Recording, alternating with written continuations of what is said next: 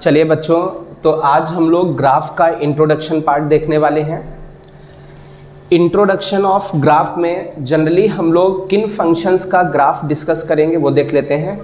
Functions generally to kind के हम लोग डिस्कस करने वाले हैं, मीन्स दो तरीके के। एक आपका एल्जेब्रिक और दूसरा आपका ट्रांसेंडेंटल। एल्जेब्रिक फंक्शंस में हम किन फंक्शंस का ग्राफ डिस्कस करेंगे? एक तो आपका पॉलिनोमियल फंक्शन, सेकेंड आपका rational function, third irrational function, fourth piece wise.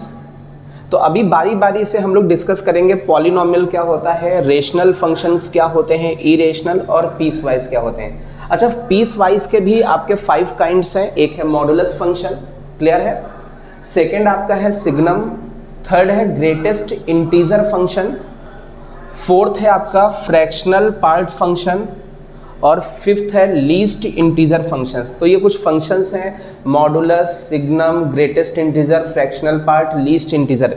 इनके फंडामेंटल ग्राफ्स के बारे में हम लोग डिस्कशन करेंगे, क्लियर है।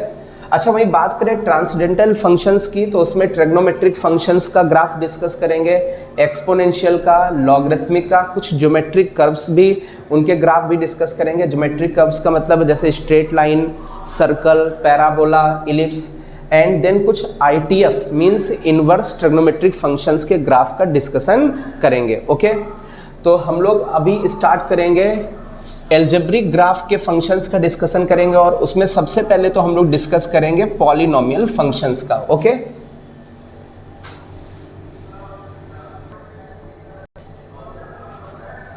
चलिए बच्चों, तो अभी हम लोग ग्राफ में सबसे पहले जो फंक्शन डिस्कस करने वाले हैं वो पॉलिनोमियल फंक्शन। तो सबसे पहले तो ये डिस्कस कर लेते हैं कि पॉलिनोमियल फंक्शन होता क्या है। जनरली हम एक पॉलिनोमियल फंक्शन डिस्कस करने वाले हैं, पॉलिनोमियल इन x। तो इसको हम लोग एक बोलेंगे ऐसे, fx is a polynomial function in x। अच्छा, इसकी जो शक्ल होती वो a0, a1x, a2x square dash dash dash anx की पावर n, मीन्स जो x के टर्म में है उनको हम लोग पॉलिनोमियल फंक्शंस कहेंगे। कुछ इस तरीके की फॉर्म में होंगे, वेयर ये जो x की पावर होनी चाहिए ये होल नंबर, सॉरी यहाँ पर इंटीजर लिखा हुआ है, यहाँ पर होल नंबर हो सकता है। जो पावर होनी चाहिए x की वो होल नंबर। देखिए यहाँ पर, जैसे देखें यहाँ पर x की पावर कितनी है 1, यहाँ पर कितनी है 2, यहाँ पर जनरली हम कहते हैं x की पावर 0 है। तो 0 से कोई नंबर स्टार्ट होता है, 0, 1, 2, 3 एज सो ऑन, तो इनको हम लोग बोलते हैं होल नंबर्स। यदि x की पावर होल नंबर है, ठीक है, और ये जो a0, a1, a2, an है ये रियल नंबर्स हैं, तो इस तरीके की फॉर्म क्या कहलाएगी? पॉलिनोमियल फॉर्म कहलाएगी। जैसे हम कुछ एग्जांपल्स ले लेते हैं, जैसे हमने लिखा है fx equal to ax plus b। देखिए ये लिनियर है, लिनियर है, लिनियर पॉलिनोमियल है क्योंकि इसमें x की हाईएस्ट पावर 1 है। देखिए x की पावर 1 है या 0, जो x की पावर्स हैं वो जनरली हमारी होल नंबर्स ही हैं, मीन्स इसकी फॉर्म में है। एक तरीके से इतना केवल पार्ट लिया गया, केवल इतना पार्ट। देखिए a1x, a1 की जगह a लिख दिया गया है, ax, a0 की जगह b।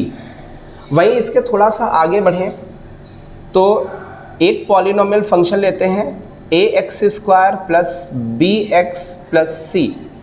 बहुत ध्यान से देखिए, हमने ये 3 टर्म्स ले लिए हैं। इसमें x की हाईएस्ट पावर 2 है, फिर देन 1 है, देन कुछ भी नहीं है, 0 है, क्लियर है। तो ये जो क्वाड्रेटिक है ये भी आपका पॉलिनोमियल कहलाएगा, तो इसका नाम होता है क्वाड्रेटिक। क्वाड्रेटिक। चलिए, ऐसे ही क्यूबिक होता है जिसमें x की हाईएस्ट पावर 3 होती है, ax की power 3, bx square plus cx plus d। Okay, तो इसको हम लोग बोलेंगे क्यूबिक पॉलिनोमियल। ये क्यूबिक पॉलिनोमियल है।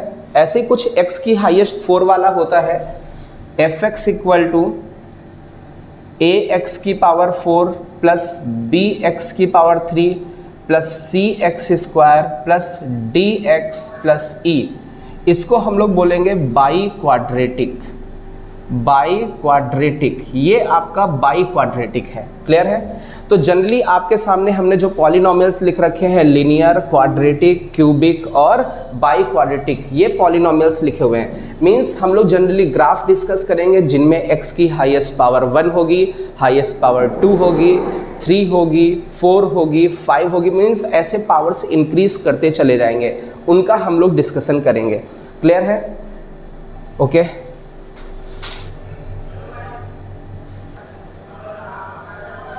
चलिए बच्चों, तो हम लोग आज डिस्कशन करेंगे कांस्टेंट फंक्शन का। ओके, तो कांस्टेंट फंक्शन सबसे पहले तो ये देख लेते हैं। जनरली हम किसी भी फंक्शन का ग्राफ डिस्कस करेंगे तो उसके पहले 4 बातें डिस्कस कर लेंगे। एक तो वो दिखता कैसा है, तो कोई भी कांस्टेंट फंक्शन होता है वो fx इक्वल टू सी के जैसा दिखेगा। fx इक्वल टू सी का मतलब जैसे कुछ ऐसे भी लिखा हो सकता है, fx इक्वल टू 3, तो fx इक्वल टू 3 लिखा है तो इधर एक कांस्टेंट नंबर लिखा, तो ये एक कांस्टेंट फंक्शन हो गया। जैसे लिखा हुआ है fx इक्वल टू -2, तो देखिए इधर इक्वल में नंबर लिखा हुआ है, तो ये एक कांस्टेंट फंक्शन है। तो इस तरीके के फंक्शंस क्या कहलाते हैं? कांस्टेंट फंक्शन कहलाते हैं। क्लियर है? अच्छा, अब देखो जब भी ग्राफ डिस्कस करना होता है तो हम ये देखते हैं कि बेटा उसमें इनपुट क्या क्या कर रहे हैं। तो हम कहते हैं इसमें जो भी कांस्टेंट फंक्शन है इसका जो डोमेन है वो कोई भी रियल नंबर हो सकता है। रियल नंबर का मतलब है इस फंक्शन में क्या क्या इनपुट किया जा सकता है, फ्रॉम -∞ से लेकर के +∞ तक की जितनी भी पॉसिबल वैल्यूज हैं सारी की सारी इनपुट कर सकते हो। क्लियर है? वहीं बात करें रेंज, आप कोई भी x रखें, देखिए नाम ही है कांस्टेंट फंक्शन, कोई भी x रखें y कभी चेंज नहीं होगा, y हमेशा c आएगा। c जैसे इसमें कोई भी x रखें हमेशा 3 3 3 आता चले जाएगा, चाहे x1 रखे तब भी 3 आएगा y, चाहे 2 रखे x तब भी y 3 आएगा। जैसे इस फंक्शन की बात करें, जैसे इसमें x की वैल्यू 4 रखें तब भी -2, x की वैल्यू 1000 रख दें तब भी -2, मतलब कुछ भी x रखें यही वैल्यूज आएंगी, कभी चेंज नहीं होंगी। तो ये फंक्शन क्या है? fx इक्वल टू सी, तो कोई भी आप x रखें हमेशा y क्या मिलेगा? c। तो चलिए अभी मेरी बात बहुत ध्यान से समझना। fx इक्वल टू सी का ग्राफ ड्रॉ करना चाहते हैं तो ये अपने पास x एक्सिस है, ये y एक्सिस है। अभी x एक्सिस पर कुछ हमने पॉइंट्स दिखा रखे हैं। चलिए हम लोग सबसे पहले 0 पुट करते हैं। x की वैल्यू 0 पुट की तो y की वैल्यू c मिलेगी, ये y मिल रहा है c यहाँ पर है। अच्छा, x की वैल्यू 1 पुट करोगे तब भी y c मिलेगा, 2 के सामने भी c मिलेगा, 3 के सामने भी c मिलेगा, -1 के सामने भी c और -2 के सामने भी c। देखिए इस पॉइंट के सामने देखें x की वैल्यू 1 है लेकिन y की वैल्यू c। इस पॉइंट के सामने देखें x की वैल्यू 2 पुट की गई है लेकिन y क्या मिल रहा? c। कोई भी x पुट करे y हमेशा c मिलेगा। मीन्स इसको यदि हम लोग ड्रॉ करें तो ये कुछ ऐसी लाइन बनेगी। तो ये जो कांस्टेंट फंक्शन होता है एक तरीके का स्ट्रेट लाइन होता है। क्या होता है? Straight line. स्ट्रेट लाइन होती है, स्ट्रेट लाइन वो भी कहते हैं पैरेलल टू x एक्सिस। एक ऐसी स्ट्रेट लाइन जो x एक्सिस के पैरेलल होगी, उसके समांतर होगी। क्लियर है? तो ये है आपका y इक्वल टू सी का ग्राफ। जैसे यहीं पर हम बात करते हैं बेटा fx इक्वल टू सी का ग्राफ ड्रॉ करें, तो fx इक्वल टू 3 का ग्राफ ड्रॉ करें तो हम सीधे कहेंगे बेटा ये x एक्सिस है, ये y एक्सिस है, रफली ड्रॉ करना है। ठीक है, तो यहाँ पर y की वैल्यू मान लीजिए 3 है तो x एक्सिस के parallel y equal to 3 line draw हो जाएगी। देखिए y इक्वल टू 3 से ये पास होगा। जैसे वही बात करें x इक्वल टू -2 की, तो जहाँ पर fx इक्वल टू -2 का ग्राफ डिस्कस करें तो जैसे ये अपना x एक्सिस है,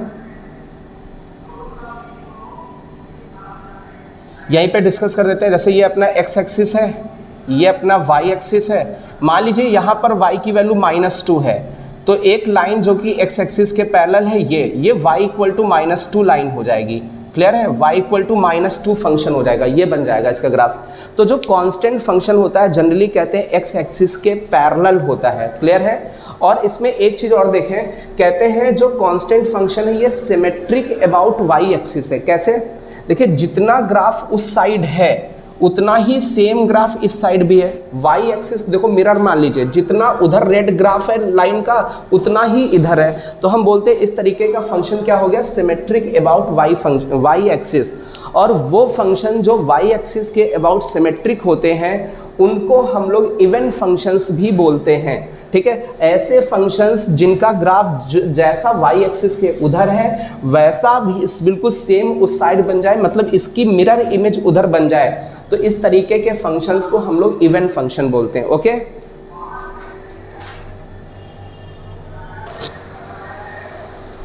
ओके, कुछ बच्चों को यहाँ पर ये डाउट हो सकता है कि सर ये लाइन ऐसे क्यों ड्रॉ कर दी। तो बेटा एक चीज़ देखो, ये जैसे ये पॉइंट था अपना, इसके सामने x1 था, y की वैल्यू c आ रही थी। जैसे ये पॉइंट था, x की वैल्यू 2 थी तो y की वैल्यू c आ रही है।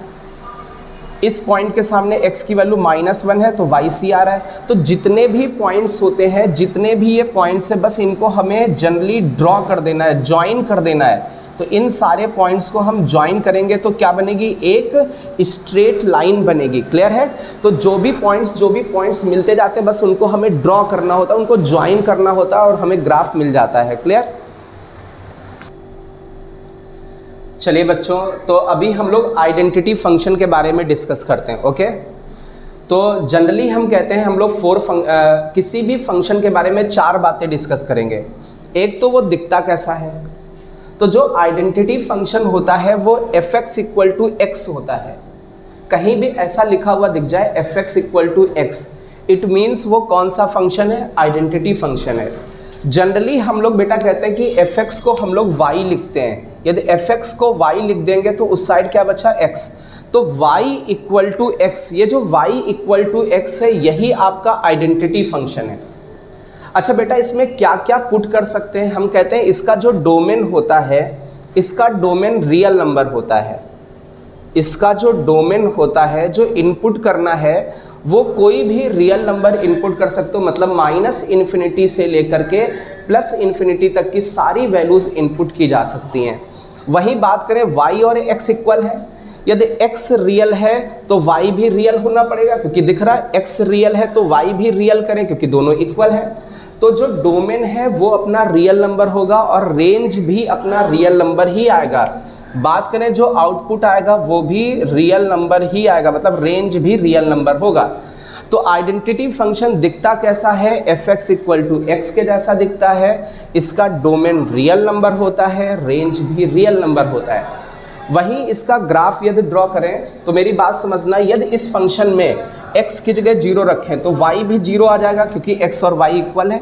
x की जगह 0 रखते ही y 0 हो जाएगा। इट मीन्स हम बोलेंगे 0,0 ये पॉइंट होगा आपका। चलिए x की जगह हम लोग बेटा 1 रखते हैं, क्योंकि y और x इक्वल है, तो यदि x 1 होगा तो y भी 1 हो जाएगा। तो 1,1 आपका ये पॉइंट हो जाएगा। x की वैल्यू 2 रखें, x की वैल्यू 2 रखने पर y भी 2 आ जाएगा, तो 2,2 ये पॉइंट होगा। देखें इसके सामने x 2 है, y 2 होगा।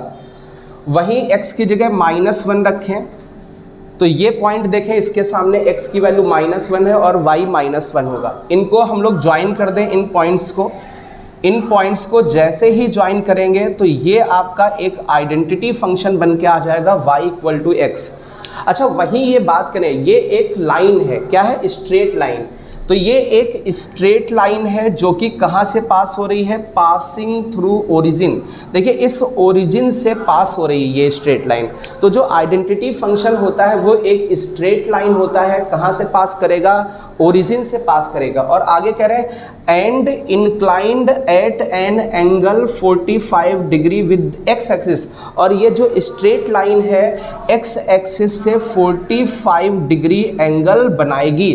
तो आइडेंटिटी फंक्शन एक स्ट्रेट लाइन होता है, ओरिजिन से पास होता है और एक्स एक्सिस से 45 डिग्री बनाता है। एक बार फिर से देख लेते हैं, आइडेंटिटी फंक्शन दिखता कैसा है, fx इक्वल टू एक्स के जैसा।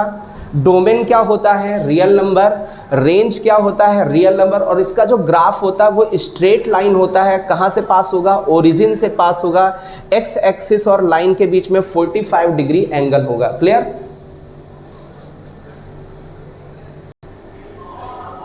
चलिए बच्चों, तो अभी हम लोग स्क्वायर फंक्शन के बारे में डिस्कस करने वाले हैं। ओके, तो स्क्वायर फंक्शन जनरली हम लोग देख लेते हैं कि कैसा दिखता है, तो fx equal to x square के जैसा होता है। तो जनरली fx को हम लोग बेटा y कहते हैं, तो ये y equal to x square, ये आपका एक स्क्वायर फंक्शन है। हम लोग इसके बाद बात करते हैं कि बेटा क्या क्या इनपुट किया जा सकता है। तो इसमें x की वैल्यू तो कोई भी रियल वैल्यू इनपुट की जा सकती है, कुछ भी इनपुट करो, हर एक नंबर का स्क्वायर तो हमें मिल ही जाता है। पॉजिटिव का स्क्वायर पॉजिटिव होता है, जीरो का स्क्वायर जीरो होता है, और निगेटिव का स्क्वायर भी पॉजिटिव होता है, मीन्स हमें आउटपुट में मिलेगा। अच्छा, क्या मिलता है स्क्वायर? या तो जीरो मिलेगा या जीरो से बड़ा मिलेगा, मतलब जीरो से लेकर के इन्फिनिटी तक आउटपुट होता है, कभी भी किसी का स्क्वायर निगेटिव नहीं होता है। तो आई थिंक ये बात समझ में आ गई होगी। स्क्वायर फंक्शन कैसा दिखता है? F equal to x square. उसका डोमेन क्या होता है? रियल नंबर, मतलब माइनस इन्फिनिटी से प्लस इन्फिनिटी तक। आउटपुट क्या मिलेगा? जीरो से इन्फिनिटी तक। अच्छा, बात करें इसके ग्राफ की, तो ग्राफ जनरली पैराबोलिक नेचर का बनेगा, पैराबोला बनेगा। कैसे बनेगा वो देख लेते हैं। जैसे मान लीजिए हम x की जगह जीरो पुट करते हैं, तो बेटा जीरो का स्क्वायर क्या हो जाएगा? जीरो। तो y की वैल्यू जीरो आ जाएगी। देखिए यहाँ पर एक हम टेबल बना देते हैं x और y के बीच में, x और y के बीच में x जीरो पुट किया तो जीरो का स्क्वायर जीरो, y जीरो आ गया, तो ये पॉइंट होगा 0,0। क्लियर है? चलिए x की जगह 1 पुट करें तो 1 का स्क्वायर 1 मिलेगा, तो 1 पुट करने पर 1 आ रहा है, ये पॉइंट होगा। देखिए इसके सामने x 1 है और y भी 1। चलिए x की जगह 2 पुट करते हैं, 2 का स्क्वायर कितना मिलेगा? 4। तो x की वैल्यू 2 पुट करने पर आंसर क्या मिल रहा है? 4। ये पॉइंट मिलेगा। आप बहुत ध्यान से देख लें, इसके सामने x की वैल्यू 2 है और y की वैल्यू 4 है। चलिए अभी इसमें हम लोग -1 पुट करें, तो -1 का स्क्वायर 1 हो जाएगा, तो -1 पुट करते ही 1 मिलेगा, ये पॉइंट। x की वैल्यू -1, y की वैल्यू 1। चलिए इसमें -2 पुट करें, -2 का स्क्वायर 4 हो जाएगा, तो -2 पुट करते ही 4 मिल जाएगा, ये पॉइंट मिलेगा। x की वैल्यू -2, y की वैल्यू 4। अब ये जितने भी ये पॉइंट्स हैं, ब्लू डॉट्स हैं, इनको हमें ज्वाइन करना है। जैसे ही ज्वाइन करेंगे तो ये जो कर्व बनेगा ये पैराबोला नेचर का बनेगा। एक चीज़ और याद रखें, इसमें देखिए x की पावर 1 नहीं है। यदि x की पावर 1 और y की पावर 1 होता तो वो स्ट्रेट लाइन बनता है। इसका मतलब x की पावर 1 नहीं है, ज़्यादा है, तो ये कर्व बनेगा। तो ये जितने भी ये पॉइंट्स हैं ये कर्व के हिसाब से ज्वाइन किए जाएंगे। तो सारे पॉइंट्स को हम कर्व के हिसाब से, इस पॉइंट को, इसको सबको कर्व के हिसाब से ज्वाइन करते हैं। जैसे ही कर्व के हिसाब से ज्वाइन करोगे ये मिलेगा आपको। क्लियर है? तो ये जो ग्राफ है ये y equal to x square का है और इसी को हम लोग पैराबोला बोलते हैं। क्लियर है? तो ये कैसा बन गया इसका स्ट्रक्चर? पैराबोलिक। तो स्क्वायर फंक्शन हमेशा कैसा होता है? पैराबोलिक नेचर का होता है। कुछ भी पुट कर सकते हैं रियल नंबर, आउटपुट हमारा 0 से इन्फिनिटी आएगा और दिखता कैसा है? y equal to x square. इसमें एक और बात है बेटा, इसका जो ग्राफ होता है y एक्सिस के अबाउट सिमेट्रिक होता है। देखें जैसे ये y एक्सिस है, जैसा ग्राफ उस साइड है बिल्कुल उसी की मिरर इमेज इधर बन रही है। तो इस तरीके के फंक्शन जो भी होते हैं जो y एक्सिस के अबाउट सिमेट्रिक होते हैं उनको हम लोग इवन फंक्शन भी बोलते हैं। तो ये जो फंक्शन है ये सिमेट्रिक अबाउट y एक्सिस है और कैसा फंक्शन है? साथ में इवन फंक्शन भी है। क्लियर? फटाफट नोट करें। चलिए बहुत ध्यान से देखिएगा बेटा, y equal to x square ये एक स्क्वायर फंक्शन है और इसका हमें ग्राफ आता है। y equal to x square का जो ग्राफ बनता था वो जैसे ये x एक्सिस है, ये y एक्सिस है, इसका जो ग्राफ बनता था वो सिमेट्रिक अबाउट y एक्सिस होता था और पैराबोलिक टाइप का होता था। कुछ ऐसा ग्राफ होता था। ये किसका ग्राफ है? y equal to x square का। तो इसी की हेल्प से हम लोग उन सभी का ग्राफ बनाने वाले हैं जिनमें x की पावर इवन हो। लेकिन इवन पावर्स में क्या हो सकता है? 2, 4, 6, 8, 10, 12, 14 ये पावर्स हो। अब मेरी बात समझे, जैसे हमसे बोला जाए y equal to x square का ग्राफ बनाए तो y equal to x square, तो ये हो गया स्क्वायर फंक्शन पैराबोलिक। लेकिन बिल्कुल इसके ही जैसा, क्योंकि हमें तो बेटा रफ स्केच बनानी है, हमारे पास तो बिल्कुल स्केल तो होगी नहीं, यहीं पर 1 है यहीं पर 2, तो हमें केवल रफ स्केच चाहिए। तो जो x की पावर इवन होता है उसका ग्राफ भी रफली y equal to x square के जैसा ही होता है। क्यों? जैसे x की पावर कुछ इवन करोगे कभी निगेटिव तो मिलेगा नहीं, है ना, या तो भाई 0 मिलेगा या पॉजिटिव। तो जैसे इसमें x की पावर 4 कभी निगेटिव नहीं मिलेगा, x की पावर 6 है कभी निगेटिव नहीं मिलेगा, ये भी कभी निगेटिव नहीं, ये भी कभी निगेटिव नहीं। तो याद रखना है जैसा graph y equal to x square का होता है बिल्कुल वैसा ही graph y equal to x की पावर इवन, और पावर क्या हो सकती है 2 4 6 8 S1। तो इनका ग्राफ हम लोग ड्रॉ करते हैं। तो इनका जो ग्राफ होगा वो कुछ ऐसा बनेगा।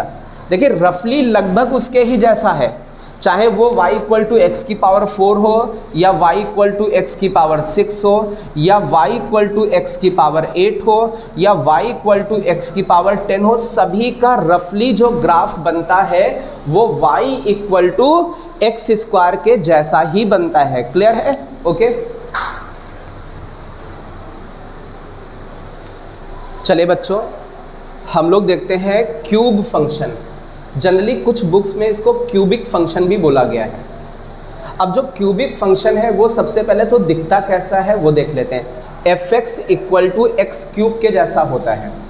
तो ये जो fx equal to x cube होता है इसी को हम लोग क्यूबिक फंक्शन कहते हैं। fx को हम लोग बेटा y लिख दें तो ये y equal to x cube हो जाएगा।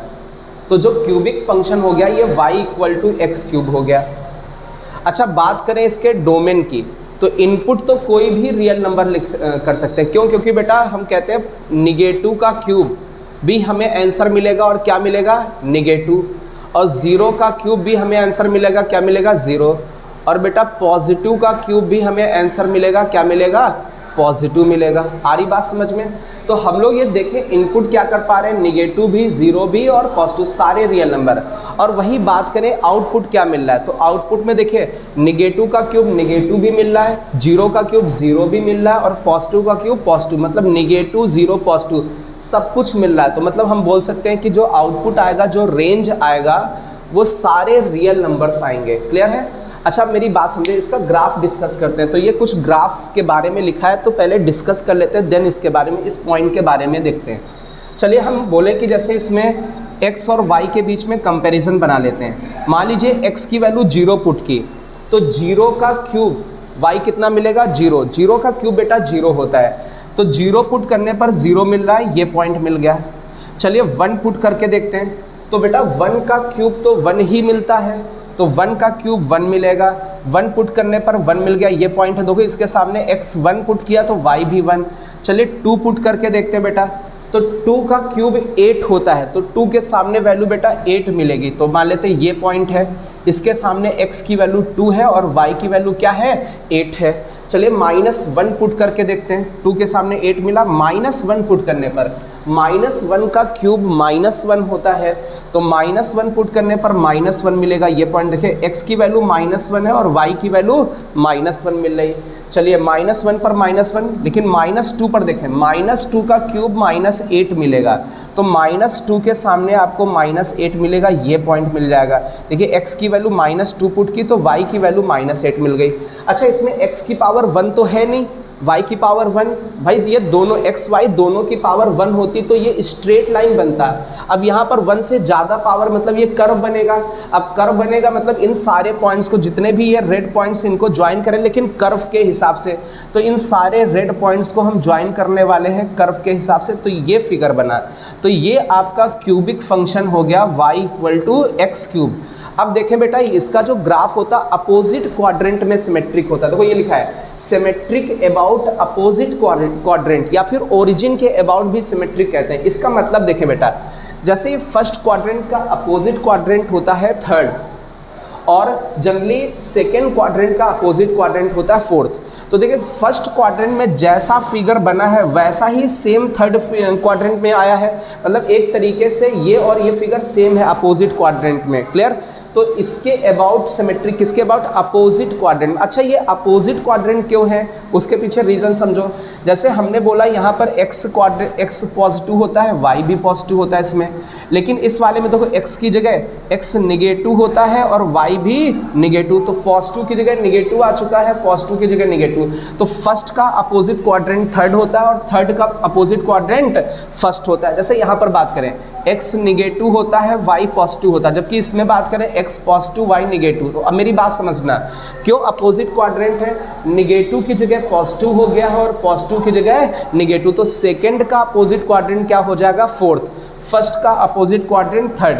तो हम लोग ये कह रहे हैं जैसा फर्स्ट में फिगर था वैसा ही थर्ड में आया, तो हम ये बोलेंगे इसका जो ग्राफ होता है symmetric about opposite quadrant, opposite quadrant में लगभग सिमेट्रिक ग्राफ होता है। क्लियर, एक बार फिर से देख लें, जो भी अपना क्यूबिक फंक्शन होता है वो y equal to x cube के जैसा होता है। इनपुट कोई भी रियल नंबर कर सकते हैं, आउटपुट भी कोई भी रियल नंबर मिलेगा। इसका जो ग्राफ होगा क्यूबिक का सिमेट्रिक अबाउट अपोजिट क्वाड्रेंट, मतलब कुछ ऐसा ग्राफ आएगा। क्लियर,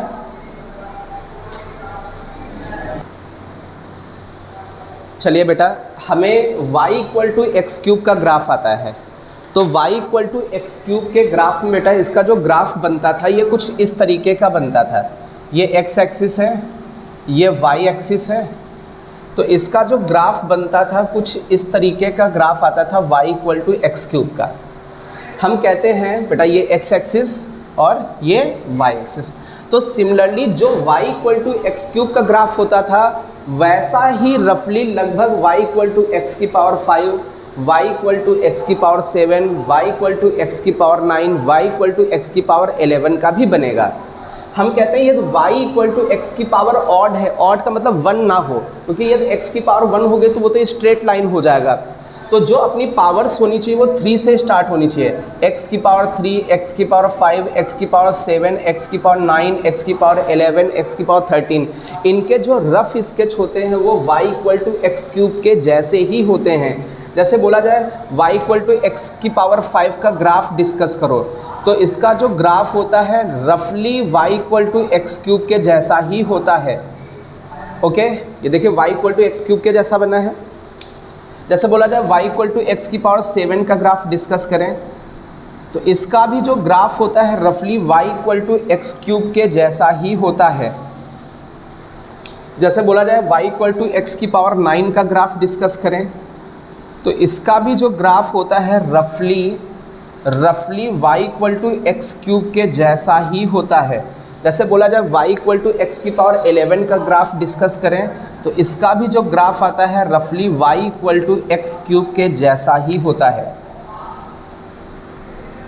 तो y equal to x cube, y equal to x की power 5, y equal to x की पावर 7, x की पावर 9, x की पावर 11, x की पावर 13, x की पावर 15, इनके रफ स्केच लगभग एक जैसे होते हैं। एग्जैक्टली एक नहीं होते हैं, लेकिन लगभग एक जैसा फिगर बनता है इनका।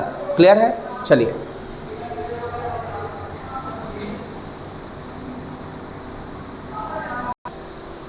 बेटा अभी जो हम लोगों ने फंक्शंस डिस्कस किए हैं, जैसे y equal to c, y equal to x, y equal to x square, y equal to x की power 4, y equal to x cube, x की पावर 5, एक्स की पावर 6, एक्स की पावर 7, एक्स की power 8, जो भी discussion किया ये generally polynomial functions थे। ओके, तो अभी हम लोगों ने जो भी फंडामेंटल पॉलिनोमियल फंक्शंस थे, constant function, identity function, square function, cubic function पर बेस्ड हमने y इक्वल टू एक्स की पावर ऑड वाला डिस्कस कर लिया। इवन फंक्शन पर बेस्ड स्क्वायर फंक्शन पर बेस्ड हम लोगों ने y इक्वल टू एक्स की पावर इवन वाला डिस्कस कर लिया। क्लियर है, तो ये जितने भी फंक्शंस अभी डिस्कस किए हैं ये सारे के सारे अपने पॉलिनोमियल फंक्शंस थे। ओके, तो इसके आगे हम लोग जो डिस्कशन करेंगे वो डिस्कशन होगा रेशनल फंक्शंस का। ओके, क्लियर है।